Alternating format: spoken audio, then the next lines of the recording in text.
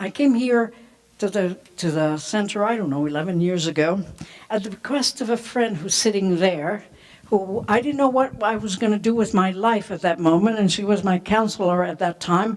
And she said, you know, there is a nice little workshop there in this center in Cape Cod, next phase, where you can work it. And I came as a participant. And the minute I walked through those doors, all I felt was love.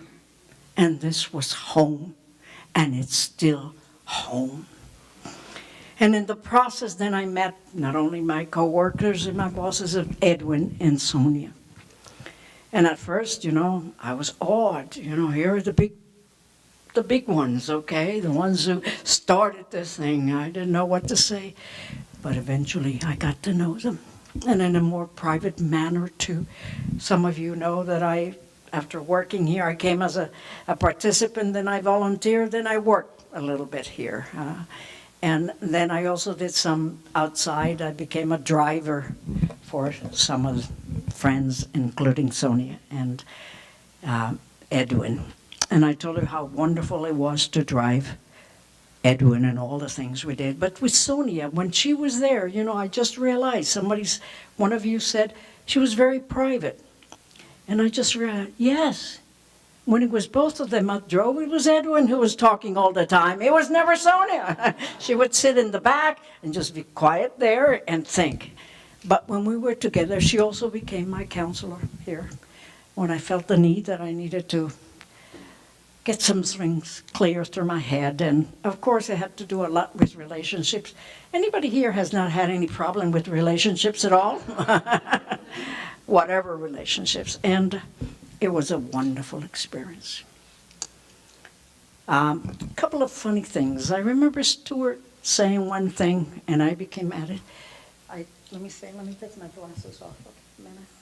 I heard Stuart say it one day here at the center, and when Sonia did this, you paid attention because she was going to say something very important, and you were very listening to that. Didn't you say that? Yes. So I became an advocate saying, when Sonia's doing it, let me pay attention. And you know, she helped me a lot, and we shared things that I can't share here. They were in counseling, but one thing stuck to my mind that I can share. Like I said, relationships. And my mother, I was about to leave a relationship or not know what to do. And I said, but I have friends. And she said very quietly in her quiet voice, friends have family. It took me a minute to understand that. But it made so much sense.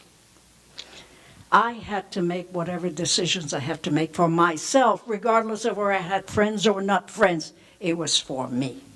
And she taught me that. And then after one funny thing, I said I drove her.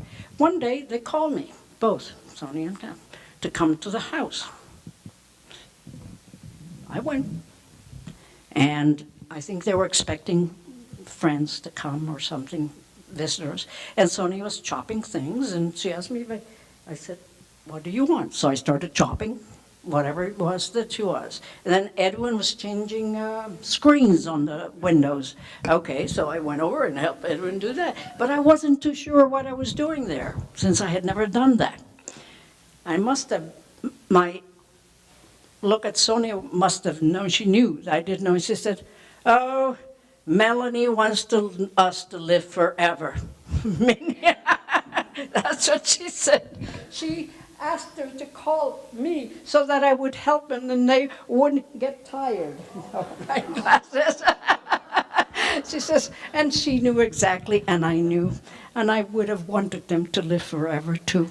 They were instrumental in my life, and I feel honored and privileged that I did meet them and they were in my life. Thank you, Sonia. And Sonia was not my therapist, not my trainer, although she ended up being a mentor. I was trained in Los Angeles, and I was not part of this community. And I got adopted by her and Ed when I came to the first writers' conference. And I was an academic and was doing very academic writing. And I was just amazed that Sonia would sit curled up in the chair, listen to the mess that everybody has in their first drafts, and she would just say, "What do you really want to say? Why don't you say that clearly?" And she just had it, even though she didn't do a lot of writing, an awful lot of the articles that came out and were published in Gestalt Review, she got them to hone. And what she got me to do was to stop doing academic writing and to get more personal. During the entire time I started getting involved with the writers group, my husband was dying. And people were talking about this sort of samurai quality. She was so generous with me. I often stayed at their house. She wanted to know how Harry was doing. It took him a long time to die. We had a lot of conversations about life and death. And after 9/11, I was a wreck. I had seen the whole horrific event from my window, and Malcolm Parlett had asked me to write an article about that experience, and I said I couldn't do it. And I came up to the writers group, and the whole group, but particularly Sonia, really helped me to articulate a very personal piece of writing. And I started doing personal writing, and I'm now doing a lot more memoir to bring myself into it. I had a very bad hurricane happen in Woodstock. 26 of my pine trees went down. I have a house in Woodstock, New York, and Sonia was always very generous because I think whatever it was, she often helped me because I drove up from New York to stay at her house, and I just loved all the beautiful pine trees. So one day I asked her and Ed, "What are these pine trees?" She said, "Who know the name?" Ed told me they were English pines, and I planted 5 of them 15 years ago. My entire house in Woodstock is now surrounded by the same beautiful pine trees that surrounded her house and up here.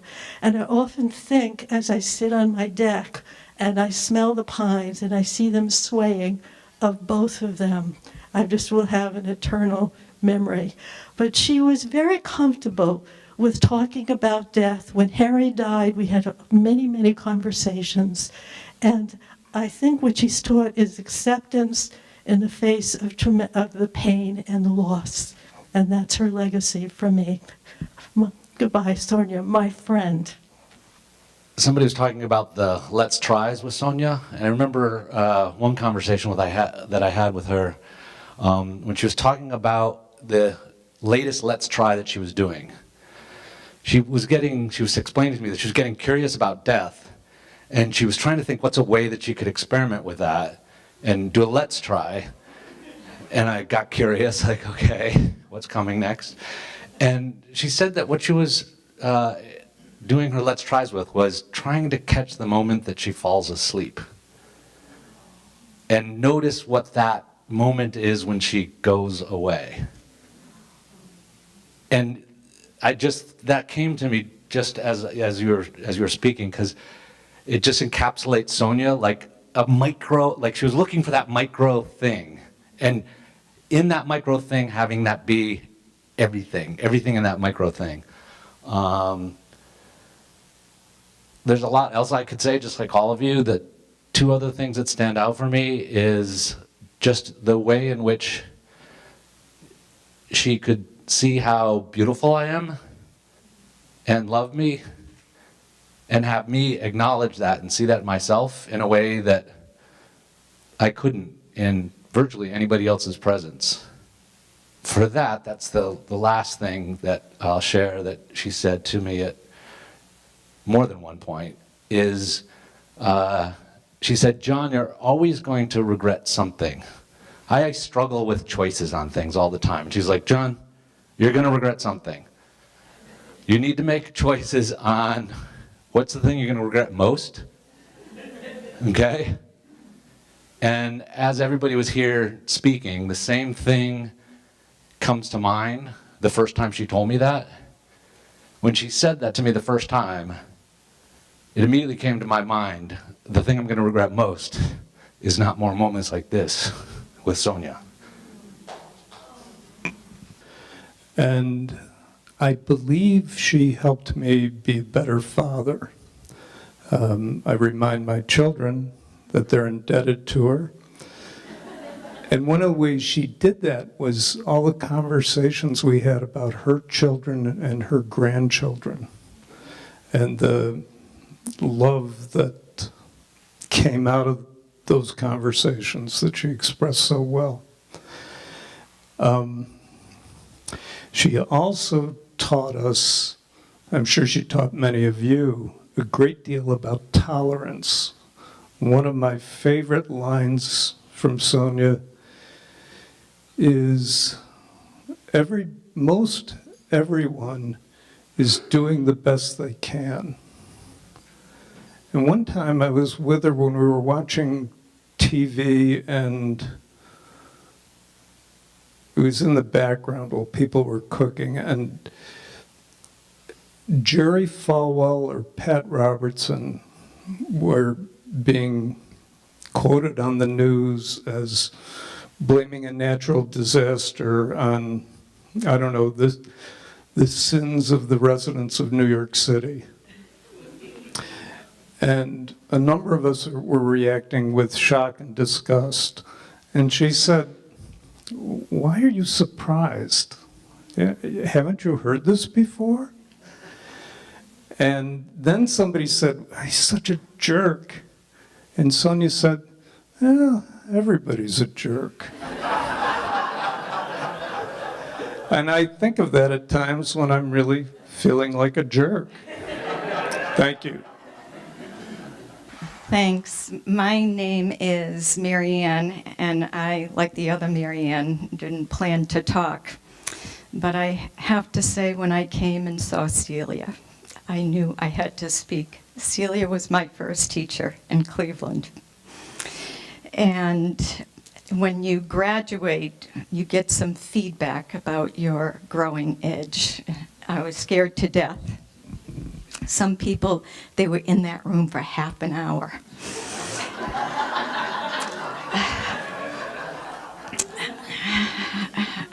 I had been a systems architect for the previous 12 years, so I had a lot of work to do in my head.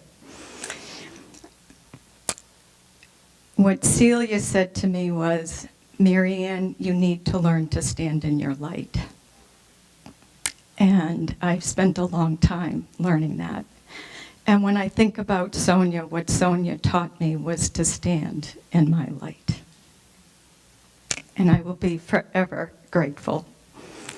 So just a couple of quick stories about some of the ways that she did that. So one, I'm an organization consultant, and one of the first times I was going to be working in the C-suite, in the boardroom. It was like, okay, Sonia, it's all guys, it's all men.